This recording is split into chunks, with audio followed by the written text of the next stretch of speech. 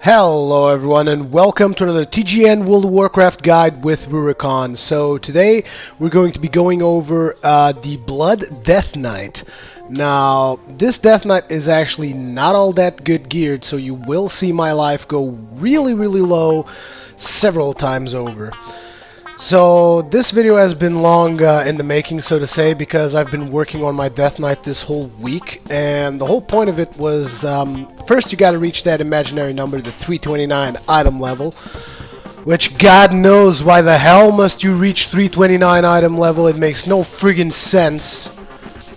In a way though, I kind of get it, because it's Blizzard's way of trying to assure that you are good geared, but they need to come up with a system, and this is going to be really ridiculous because there's so many people saying, oh, they need to come up with this system and that system and the other one.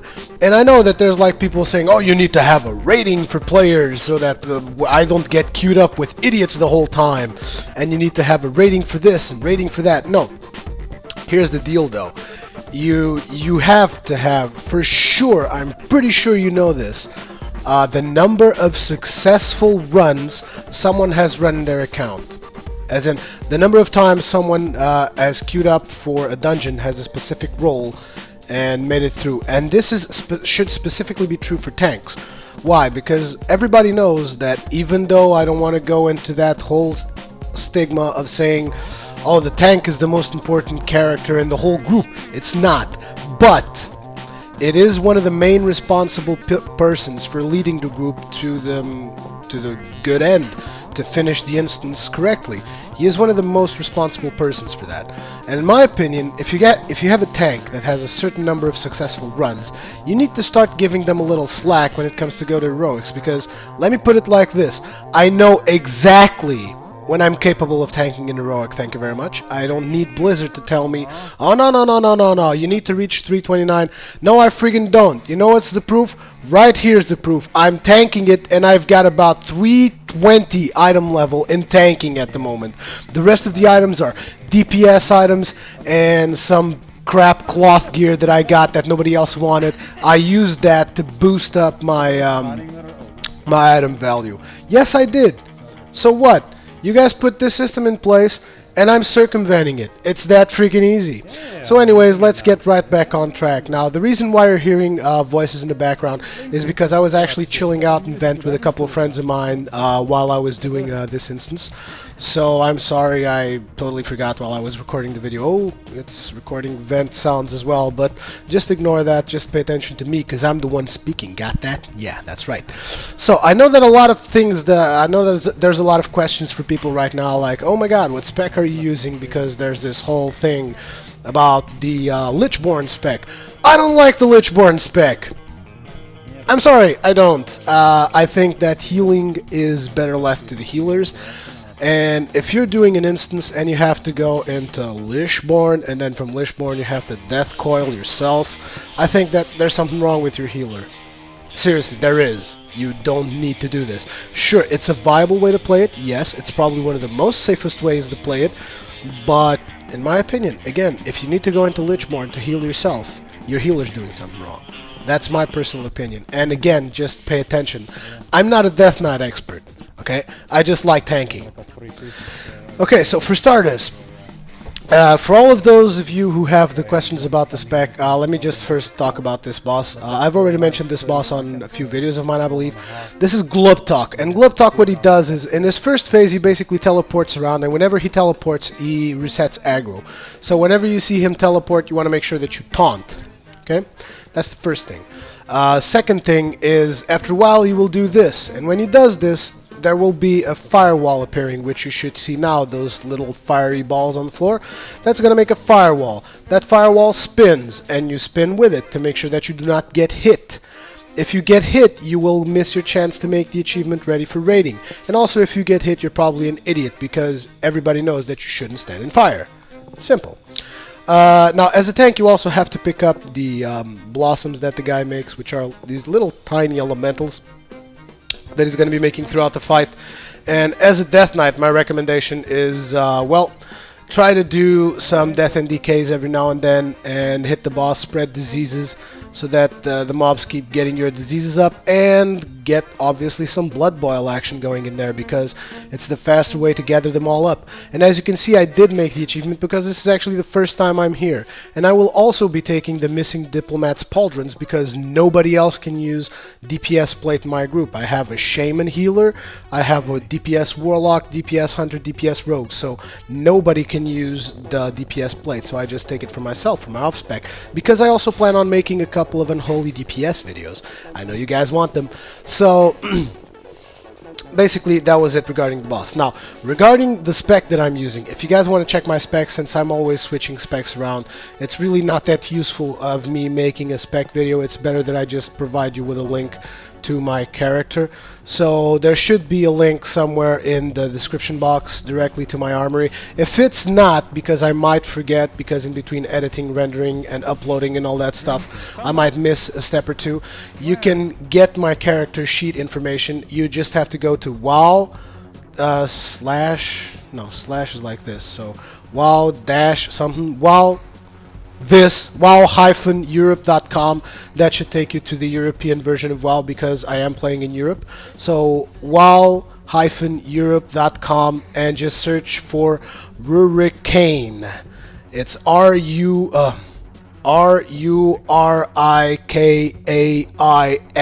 Rurikhan. That's the name of my Death Knight, and you should be able to find it on Silver Moon EU in the European Armory. And basically, whatever spec you see there is the spec I'm using at the moment, okay? So you can check that out whenever you want. The next thing I know that people are going to ask me, because they always ask me, is how do you monitor your diseases the way you're monitoring them right now? Which is by showing up debuffs right beneath my name. I use an add-on. It's called Debuff Filter. Google it up. You can find it. Just install it. It's pretty easy to set up. And basically I just use that to track my diseases. It's pretty awesome, and I love keeping good track of my diseases. And basically I also have a macro. I should probably tell you what the macro is, but it's basically a cast sequence of Icy Touch, Plague Strike, and Pestilence. So cast sequence slash cast sequence reset equals 5, Icy Touch, comma, Plague Strike, comma, Pestilence. That's it. That's the macro I use to apply diseases. I always try to apply diseases on every single target I'm tanking, even though sometimes that's not possible, or sometimes I will miss a Plague Strike. The decision to reapply diseases or not should be made in function of how long do you think the mob is going to last. If the mob is about to die, it doesn't really make that much difference if you reapply disease or not. Just keep on going diseaseless if you have to. But to be honest, I really like the mechanic of applying disease, because it is what makes a Death Knight completely different from all the other tanks. Is the fact that you have these diseases, you gotta be on the lookout, you gotta keep your diseases going, and basically you get more damage. You get the dots from the diseases, and the diseases themselves will spread out the debuffs that you need to spread out, such as the Thunderclap debuff. It comes up with Icy Touch because it reduces the attack speed of your mobs by 20%, so Icy Touch extremely important. After that you come with the Plague Strike, and the Plague Strike brings about the 10% attack power nerf on your enemies, which is basically Demoralizing Shout or Paladin's Vindication, I believe. So yeah, diseases are pretty important, and you should always try to keep them up as often as possible. Like for instance here, my diseases dropped. I wonder if I'm going to be applying diseases again. Well, I am trying to apply diseases, but I don't have any runes, so as soon as I have any frost runes, as you can see there, diseases go up. And now I'm about to get my Plague rune, so my Plague Strike should be going up as well, but the mob died, so it doesn't really matter anymore. But yeah, I track diseases with the Shadowed Unit Frame disease tracker. I know that a lot of players like having these big balls of runes and cast bars that show how long your rune's gonna last. Also, notice that my tanking is really undergeared. He's really undergeared. He's so undergeared that look at my healer. I just tanked 2 mobs. My healer's out of mana. And that's not because he's a bad healer. He was actually a pretty good healer. It's just because I'm really way undergeared right now. But I'm also just trying to show you. This is a random pug. Once again, I'm not here with guildies. This is a random pug. And I'm just trying to show you that even when you're undergeared, you can still do it. You just have to be really patient about the way you do stuff. But it is possible to keep on plowing through even though you're undergeared. You just have to pay extra attention to your healer's mana, because, yeah, I take a lot of damage. Also, another reason for me taking a lot of damage on the Death Knight. Look at that, I got grabbed. Son of a... boom! Eat it, bitch. Oh, I forgot to speak about this particular boss. This particular boss is really extremely simple. Dodge the mines. Just dodge the mines. It's all you gotta do. And if you get a chest bomb, which will happen sometime, you should receive a message. This person gets a bomb on his chest. And if it's you, it will say, there's a bomb strapped onto your chest. If this happens, which just happened right now, look at what I do. You basically come beneath the middle log. And notice that I'm right beneath it. And the reason why you come beneath it is because when the bomb explodes, you get propelled upwards. But if you hit the log, you will immediately come back down and take no damage. I mean, you will take the damage from the explosion, but that's about it. However, if you are not close to the log, you will be propelled upwards, you will beat up on the ceiling, and then you will take falling damage. So that's why I go beneath the log. And if you get a chest bomb, you should go beneath the log as well. And preferably, stay away from everyone else unless you want them dead. And I know I did a very bad thing to the poor rogue in this party at the end, but he could have actually dodged it, so it was his own fault. As you can see there, I was also killing the rats that the boss releases whenever he hits the logs. It's because I was just trying to get the achievement for people, and it was actually someone that got the achievement there. And as you can see there, again, I have a chest bomb. I put myself beneath the log. It's gonna blow up. The thing is, the rogue was too close to me, and I blew up the rogue, and the rogue's gonna die. Well, life is pain. I'm sorry, my friend, but I don't like rogues anyway. Ta! So, I actually ran this dungeon so many freaking times to get these bracers for my paladin, and they never dropped. It's so freaking... oh, pisses me off. But once again, I've spoken about debuff filter, I've spoken about where you can get my spec. So now it just leaves me with speaking about the rotation itself. So usually, when I'm pulling like a pack of mobs, I usually always try to go for the Death and Decay for start. Because Death and Decay is really good to get aggro. I mean, you can't really go wrong with Death and Decay. Death and Decay is just awesome. And then basically I will choose one target to put up my diseases. And as soon as diseases are up, I spread them around for everyone. And then I immediately try and go for as much death strike as possible. Death strike is literally your shield as a Death Knight. So as you can probably tell, Death Knights don't use shields. So what happens is they're at a natural disadvantage when it comes to warriors and paladins, because warriors and paladins will automatically block stuff, right? Because they have a shield. It's passive. It's just there. Death Knights actually have to manually almost like hit a block button, and that block button is called Death Strike. So that was something that I was really having trouble balancing, because I've been hitting dungeons for a long time now with my Death Knight, but I've only started really going for the heroics once I felt comfortable with the Death Strike mechanic. And the whole thing is that you really need to put your Death Strike skill in the button that you press more often, because a lot of people will spam a whole bunch of buttons when they're tanking. It's normal, even when you're doing DPS, but there should be a purpose to every time you press a button. There really should, and there really is on my other tanks. Whenever I'm pressing a button, there's a purpose for that. Sure, I want it to go off as soon as it's available, but there's a purpose to the button I'm pressing. Like I will press Hammer of the Righteous when I'm in a AoE situation. I will also always press Crusader Strike because I want holy power. So yeah, but with the Death Knight, you really gotta press that Death Strike as often as possible, unless you're overgearing the content, which was clearly not the case here. Which is probably why a lot of people are probably struggling with the Death Knight now, I think, because it's a really active class. Like for instance, right now I'm almost dying. You have to make sure that you press your rune tap, because it's a mechanic that your class has, and you have to survive it. And as you can see there, my healer's and it's normal. I don't blame the healer. It's actually my fault, because I'm really way undergeared for this instance. I am. But the thing is, I know that even though I'm undergeared, I know that I can do it. I know. And as you can see, I can. Maybe the healer could use his mana a little better, because I don't think I'm taking all that much excessive damage. I'm taking a little bit more damage than normal, but not extremely excessive. So yeah, maybe the healer's got his own share of blame to go there. Maybe he's not using the right heals or something, but since I don't know all that much about shaman healing, I really can't speak all that much about shaman healing. Now, as you can see there, I went ahead, spread some diseases around. This trash is pretty easy. You want to be doing blood boils whenever you get them. There's a proc for blood boil now, which is pretty cool, but you got to be really careful with that proc as well, because I believe you will actually see me break CC a couple times because it's like, oh my god, there's a blood boil proc. I gotta press blood boil. And then I look, but there's CC, but the proc, I must press blood boil. And then I press it and I pop CC and everything goes to hell. But yeah, that's just the way it goes.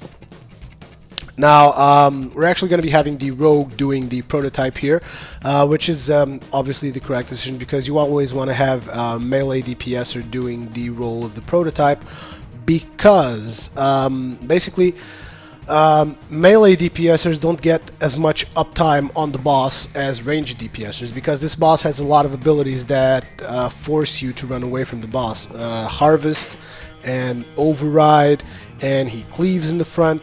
So a lot of times your melee DPS will have to be running back and forth and back and forth, whereas your ranged DPS can just sit there and pow, pow, pow, pow. I'm a nuke in your face, bitch! That's right, because I'm ranged. How do you like that? Pow, pow, pow, pow, pow. Yeah, that's the way it goes for the ranged. In fact, I believe I've said it once. Blizzard has been fucking melee in the ass since God knows. Yeah, but that's just the way it goes. So, and here I'm just basically doing the trash at the moment. After this trash, the boss will activate, and when the boss activates, I'm going to do my usual tactic of taking everybody upstairs.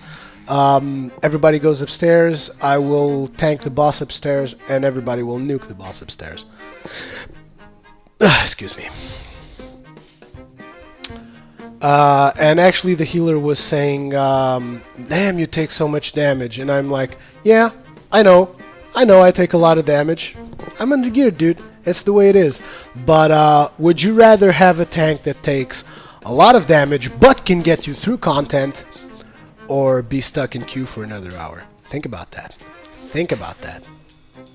You really got to think about it, because I personally would prefer that when I'm trying to DPS, when I'm trying to do some DPS instances, that a tank would come along and go through the instance, even if it takes too much damage, even if it makes us struggle a little bit. It's better than staying looking at the queue and going like 30 minutes more and die. No, I would rather have a tank that's challenging and all that stuff. Now, one of the things I really love about Death Knights is rune forging. And why is that? Well, basically Death Knights get free weapon enchants, which also happen to be usually the most expensive enchant of all. And not only do they get free weapon enchants, they also get like the best enchants in the game for their class. It's like amazing. Like for instance, at the moment I am using the, what's it called? The tanking one. It's the Gargoyle, Stone Gargoyle? Rune of the Stone Gargoyle, I believe. Something like that. Basically boosts my armor and stamina. And it's a pretty sweet enchant for a tanking weapon. Are you kidding me? It's awesome. There's also the Rune of Sword Shattering or something shatter that increases your parry by 4%, but I don't really think they mean for that to be used for tanking at the moment, because it also reduces disarm duration, and very few mobs will actually disarm you at the moment, so I don't think that actually goes as an awesome tanking chat, even though 4% parry is pretty damn amazing. I think I'd rather have armor and stamina at the moment, because also, like I said, Death Knights don't have a passive shield. You actually have to press your Death Strike as often as possible. And in fact, I'm still not used to pressing Death Strike that often, which is why it took me so long to actually get the tanking nailed on the Death Knight, because I was actually making a lot of mistakes in that I was not prioritizing my spells correctly. I would be using Heart Strike a lot more then I should. Like for instance, there's death runes there, and I could use Heart Strike for a huge amount of threat and damage, but you really should use your Death Strike to get that shield up. In fact, it's a good thing I actually have the Blood Shield Tracker add-on at the moment, because whenever I see that it's green, it basically means, dude, you're not pressing your friggin'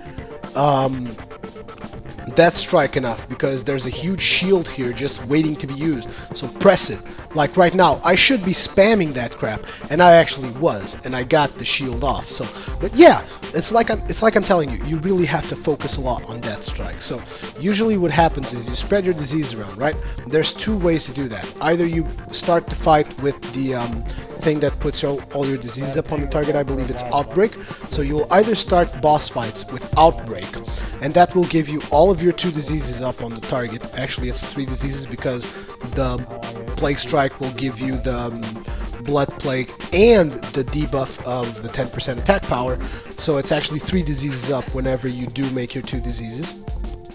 And you can start the fight by either doing Outbreak, which is actually one of the best ways to start a fight. I was actually starting a discussion with one of our main tanks the other day about this, Rurikhan from Out of Ashes, and he was telling me he likes to open up with Outbreak because he can immediately put up a Death Strike, and that will immediately give him a shield. In fact, he can cast 2 Death Strikes immediately right after Outbreak, which gives him either 2 shields or a really big shield.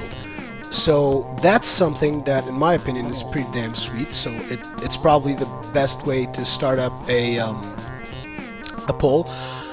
However, I'm still not all that used to it, so I usually start my pulls, even boss pulls, with your good old Icy Touch Plague Strike, and then eventually I will use Outbreak to renew the disease.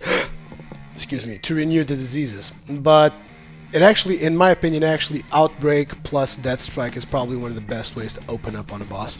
The thing is that Outbreak will generate no threat for you, so you gotta be careful with that. You can't just Outbreak and wait for the boss to come to you, because probably if you Outbreak and you get a heal and he's already on the healer. So you gotta be careful with that. Either Outbreak and then Taunt or something. You gotta have something to offset the fact that Outbreak doesn't generate any threat for you. However, if you open up like I do with Icy Touch Plague Strike, you already have some threat from the Icy Touch, and then you will get some threat from the Plague Strike. So that's also okay, I guess. The difference is that with Outbreak you can immediately go for your Death Strike. You can actually go for double Death Strike because Outbreak eats no runes. And if you go with Plague Strike and Icy Touch, you will already have 1 Frost and 1 Unholy Rune used, which basically means that you will only get to make 1 Death Strike.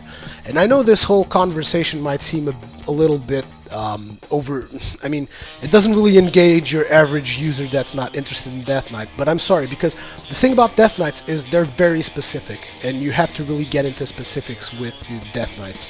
Otherwise, it will make no sense for whoever's watching that really needs information about Death Knights. So basically, at the moment, the only thing I'm using Heart Strike for, or even Blood Boil sometimes. Well, Blood Boil I will usually use whenever I have a proc, or whenever I need to grab threat. Whenever I need to grab threat from AoE packs, I will try to put some Blood Boil in there. But usually if I see that I have solid threat, I will always try to go for Death Strike. Always. Death Strike, Death Strike, Death Strike. I can't stress this enough, because I myself wasn't using it enough until quite recently.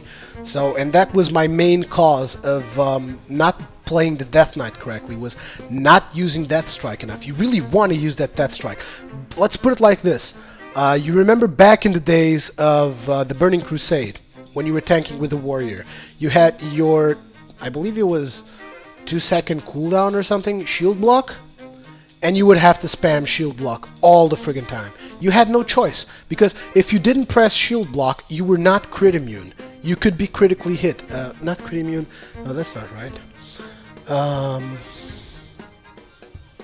Yeah, actually, at the time, if you did not press your shield block all the time in the Burning Crusade, at some point, you were not critically immune if you did not press shield block.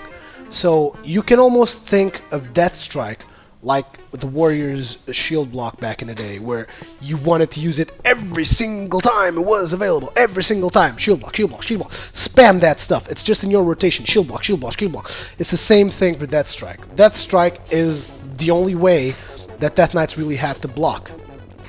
And it's not really called a block, I know.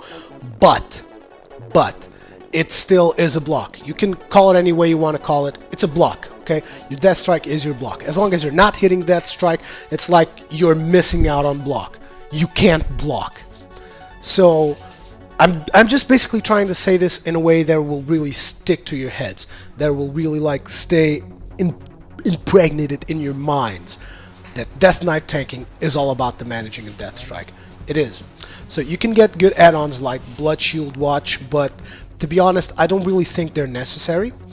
Actually, it's not Blood Shield Watch, it's Blood Shield Tracker.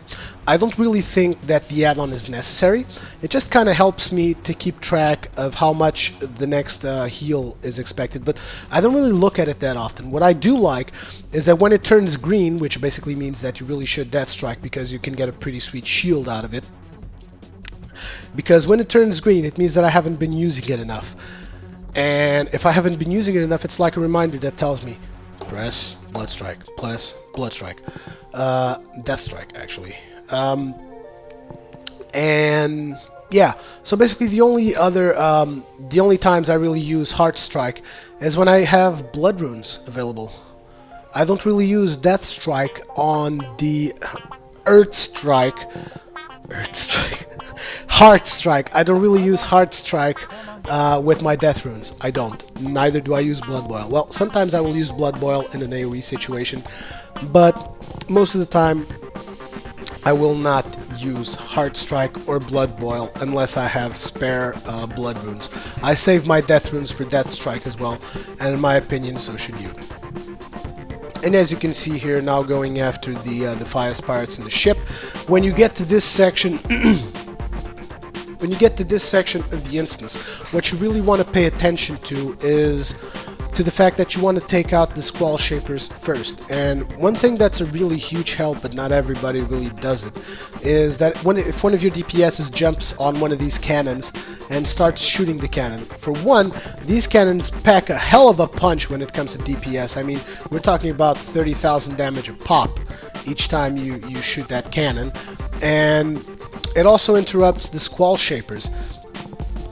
And what that does is it really helps your healer, because either melee interrupts those Squall Shapers, which you will probably see me do a couple of times, or if they don't, it's a pain in the ass. Now, as you can see here, what I'm actually going to do is I'm going to try and shut him up.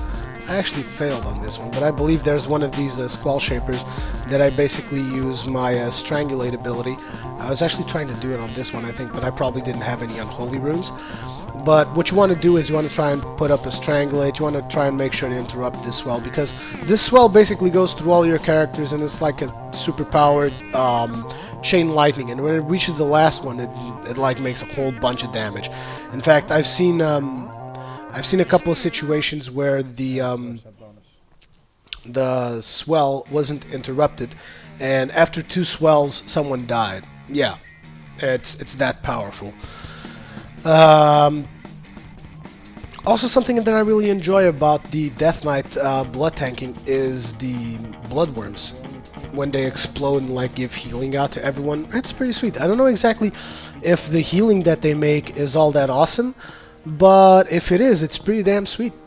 Like I said, you can check out my spec at the European Armory at Rurikhan in EU Silvermoon. So if you want to check my spec, that's what you gotta do.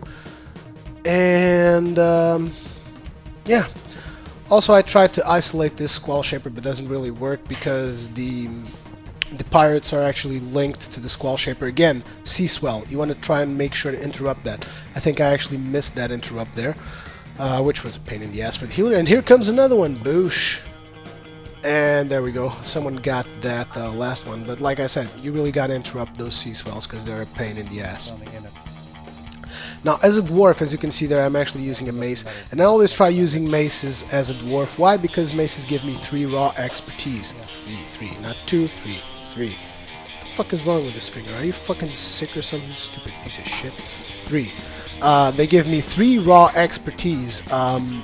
And yeah, I love raw expertise, like I said, because as a tank you always want to go and try and aim for that 26 expertise to make sure that the bosses do not dodge your attacks. And as a Death Knight, I've actually noticed that your hit rating is quite important, even though some people might tell you, oh, but you really got to focus on your defensive stats. It's still true. It still is true. I just noticed that for the Death Knight, hit seems to be so much more important because of the Plague Strike. Like for instance, whenever I miss a Plague Strike, it's so friggin' annoying because it's like I have my rotation going and I have the macro I talked to you guys about, which is Icy Touch, Plague Strike, and then Pestilence. And if I miss the Plague Strike in the middle of the macro, I have to go back and do Plague Strike manually, which I actually have a shortcut for. It's Shift E. But even still, it's a pain in my ass to having to go back and like, oh my god, I just had my whole rotation made, and now all of a sudden I just gotta go back and do my Plague Strike again. Oh, so friggin' annoying. And now we're going up to Admiral Ripsnarl. The only real tactic you have here is that kill ads. No, that really is the only tactic. Kill ads. Sure, DPS the boss whenever you can, but make sure to prioritize the ads. So yeah, we actually have a really bad Warlock here, as you can see, because we got the Rogue over there pushing 15k. We got the Hunter also doing a respectable 13, 14k every now and then. We have myself pushing 6k as a tank, which is not so bad considering that I'm really undergeared. And something that I really noticed, Death Knights pack quite a punch. Yeah, they do. And it's really fun to play as a Death Knight tank because, like I said, you pack quite a punch. It's just the way it is. You pack a hell of a punch, and I love packing a punch while I'm tanking. Sure. And then we have the Warlock there, which is at the moment making an astonishing 2.6k. Seriously, dude, you make 2.6k as a Demonology Warlock. That's the shit. Or not. Why is your pet standing there like a fucking retard monkey? Seriously, dude, get your shit together. And here's something that I really friggin' hate. Why do Warlock pets have Blade Storm now? What, are we just handing out warrior skills like fucking candy bars? The hell is this shit? Seriously, Blade Storm on a pet.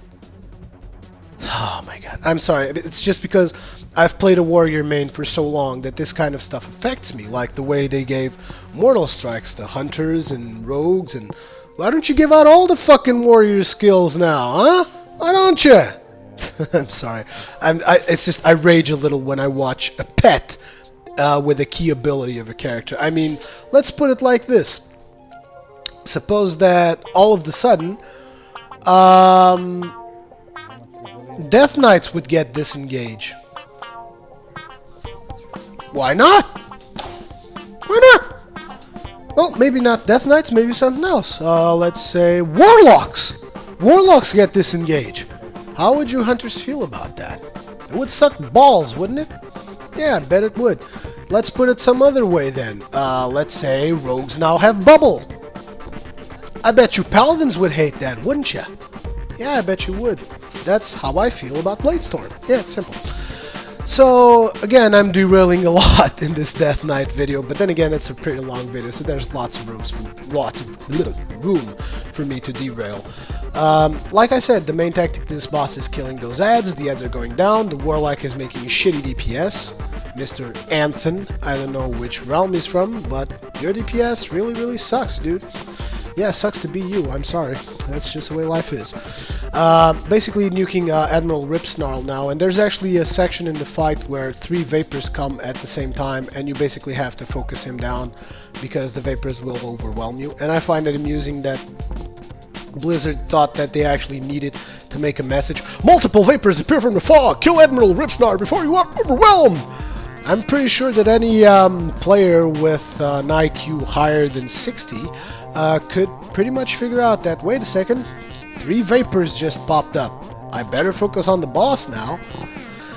But no, they need to keep everything completely casual friendly, so to speak, so it kind of pissing me off. I actually wanted to take this rock slicer here, but it turns out the hunter needed it, and I would hate to take a hunter weapon.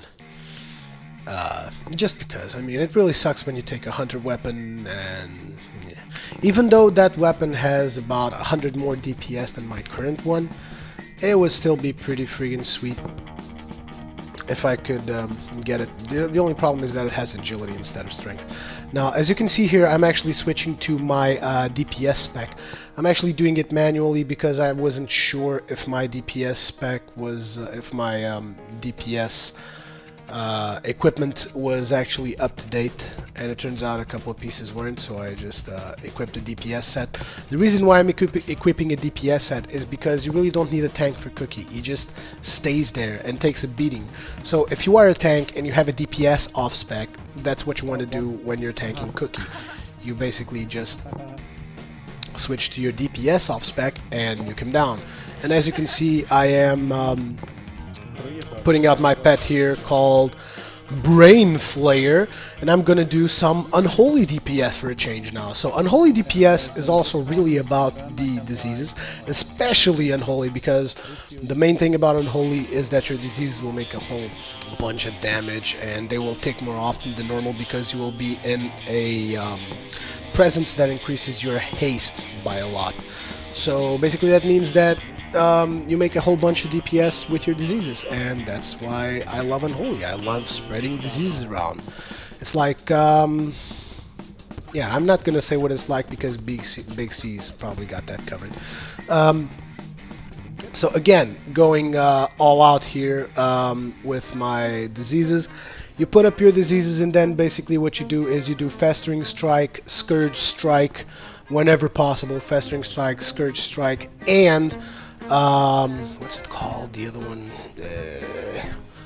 the things that he throws, Death Coil, and Death Coil as much as possible. Also, what you want to make sure is that when you get your proc to transform your pet, you will also want to use that because it's pretty damn sweet. Even though it eats up an Unholy rune, it's pretty damn sweet. Your pet will be packing quite a lot more punch than he usually does. So yeah, that's pretty useful. I'm trying to eat one bad food and one good food, which is what I always tell people: eat one bad food and one good food. But what happens is someone is apparently eating all the good food and not leaving any good food for me to heal.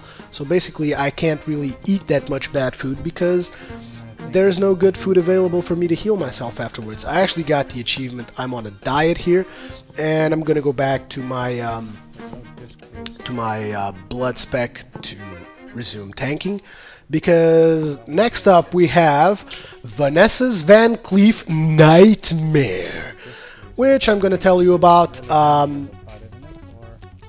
Also in this particular boss I made 11,000 damage, which is not really that much when you're an Unholy Death Knight, but bear in mind that I only have mostly tanking gear, so I was actually DPSing in Unholy spec in about 70% tanking gear, and I still made twice as much damage as the Warlock almost. Yeah, I'm sorry, Mr. Warlock, you just suck, and it pisses me off that you suck so hard, because, I mean, seriously, there's so many guides available on the internet these days. In fact, there's also lots of Death Knight guides, there's lots of warrior guides. I would like to think that the reason why people watch these videos is also because of the hosts themselves, because we provide you with an entertaining guide, and not just because of the information value, let's say. I believe that there is something more to what we do. So there's our guides, but there's also guides for warlocks out there. I mean, I'm pretty sure that when I'm leveling up a warlock, I'm probably gonna get advice from Quickie, I guess. But I mean, come on, is it really that hard to make more than 7,000 damage as a Demonology Warlock? If you're a Demonology Warlock, let us know in the comments. Is it really that hard? Because I don't believe it is. So we've clicked on the note, and now we are in the Vanessa's Van Cleef Nightmare. For starters, you have to activate the valves on the side, which you saw me do there for a quick second. I believe I touched 2 and the rest of DPS touched other 2. And now you got to run through the fire. And this is a really simple stage here. If you guys remember Wrath of the Lich King, and also one quick thing, when you're in a Death Knight and you switch specs around, make sure that you activate your presence again, because your presences don't get activated automatically, and you might just fuck yourself up if you're not aware of that. But anyways, like I was saying, if you guys remember the Hodir encounter in Wrath of the Lich King, there were these ice things on the floor, so basically it's the same mechanic here. If there's an ice thing on the floor, you want to get out of it until it falls down. It fell down, that means it's safe. It means you can actually go there, which is what happens here. You see, the first one fell down, and I had another one, and I moved to the location of the first one because it was safe. The rogue wasn't so smart, so he took a whole bunch of damage needlessly. Anyways, during the nightmare, you engage this guy, and right after you engage this guy, you want to make sure to tell your whole group, come to the corner, come to the corner, come to me, come to the corner, come to the corner, come to the corner, come on, come to the corner, stand here, come to the corner, come to the corner. Your group has to come to the corner. Why? Because the further away you are from the center, the less the chances are that you will aggro spiders, because there's a whole bunch of spiders in the encounter right now. In Helix's Nightmare, there's a whole bunch of spiders, and you want to make sure that you focus target this guy and just nuke him down. Just nuke him down as hard as you can. And what I'm doing right now is I'm waiting for someone to aggro the spiders, because the spiders always come, whether you like it or not. They will always come. So what I do now is I'm gonna do my good old Death and Decay and spam the crap out of Blood Boil to make sure I pick up every single spider while everyone is just bashing on Helix Gearbreaker, and boom, he's dead. And as you can see, even in this situation, Warlock, again, doing really low DPS. Even though the Rogue was kind of low as well, he probably must have missed the target right now. And I was actually doing 12k! Booyah! Anyways, now we get into the Super Mario zone, which is, like I tell you, this is the zone that I always remember about Super Mario. It's like... So you just navigate through these lightning thingies, make sure that you don't touch any of them, and it's pretty simple. Once you're done with that, if you're the tank, you can just come through this side and pull the mobs to this side to avoid the last electrical thingy right there. Some people like to go through the middle. I always like to do this route because this route gets me there safely, easy mode, I don't take damage, and done.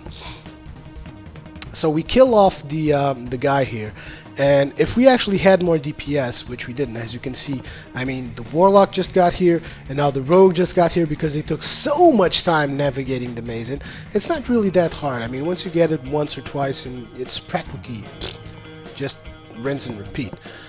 But if we had a little bit more DPS, we could have done the Gauntlet. We totally could have done the Gauntlet. But the thing is, I don't know. I mean, I always try to do the Gauntlet when I get here because I think it's one of those little things that it's like, it's still a challenge doing the Gauntlet properly. It still is a challenge. So yeah, I always try to do it. So once again, here, spreading diseases around, you go throwing some blood boils around, throwing some heart strikes around, because I need the extra AoE damage on these guys, and they don't really hit that hard. This is the only time that you really should, that you're really allowed to slack on that strike, right? This is the only time that you're allowed to slack on that strike. It's when you're facing up to mobs that make close to 0 damage, so at that point it doesn't really matter, and you're trying to basically output as much DPS as humanly possible in order to get the Gauntlet done. So yeah, I pushed a few heart strikes, more than death strikes, but in here it doesn't really matter, and still we didn't really get the Gauntlet. I was like, come on, 30 seconds, go, go, go, go, go, go, go. But the thing is, it wasn't enough. I just needed more DPS, and I was like, come on! I don't really care all that much about the achievement on this character. I just like doing this kind of stuff on video so that you guys can see that it's not really that hard. And it isn't really that hard. The main problem is that, as you can see, I'm getting to the targets first in everyone. I'm scoring between 2nd and 3rd in damage. And that's not good. The tank needs to be the 4th DPSer. Always the 4th DPSer. If you're in a good group, the tank will always be the 4th DPSer. Doesn't matter. Don't give me all that crap about, oh, but Vengeance this and Vengeance that. Bullshit! That's all I gotta say. Bullshit. Because I play DPS as well. I know what Vengeance can do because I play the tank and I play the DPS. And I can tell you that Vengeance alone is not enough. It isn't. You think that Quickie's gonna make less damage than me when we're in an AoE situation? Fuck no! He's gonna make a whole bunch more damage than me, and he's probably gonna over-aggro me for all I know. I mean, seriously, when you're a good DPS, when you're a really awesome DPSer, you can stop whining about Vengeance. You can just stop, because Vengeance is not going to put a tank ahead of a DPSer. It's just not. It's ridiculous that you think that way. If anyone thinks that way, it's just ridiculous. Vengeance is not what puts tanks on top of the meters. Forget about it. What puts tanks on top of the meters is bad DPSers. And that's it. It's just a fact, I'm sorry.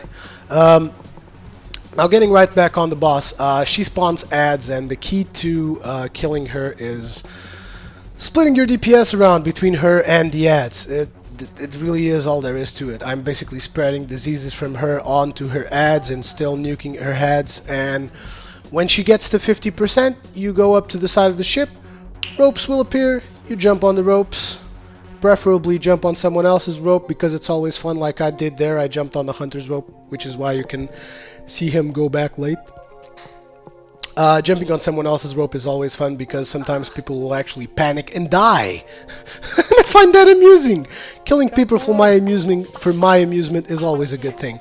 Now, Vanessa Van Cleef is actually, in my opinion, overusing the hunter thingy there, which is the hunter thingy that parries everything. And it's annoying as hell because she just made me waste a couple of diseases at start. It's really a bit annoying. Like I said, it's these small things that has a death knight. Whenever you miss your diseases, you become really frustrated. It's like, ugh, I gotta do diseases again, and I don't have my runes up. But it's what also makes it so amazingly awesome. It's what I really like about Death Knights. The whole disease mechanic, it's amazing. I think Blizzard really hit the nail on the head with this one.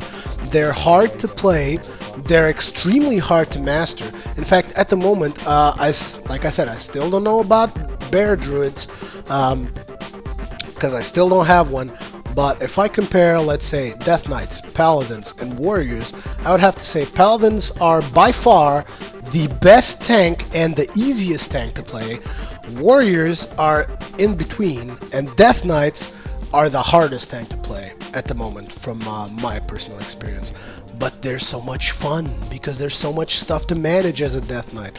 I still really prefer Warriors over anything you give me because I love Charge, I love Heroic Leap, I love Intervene, Intercept, I love all that mobility stuff.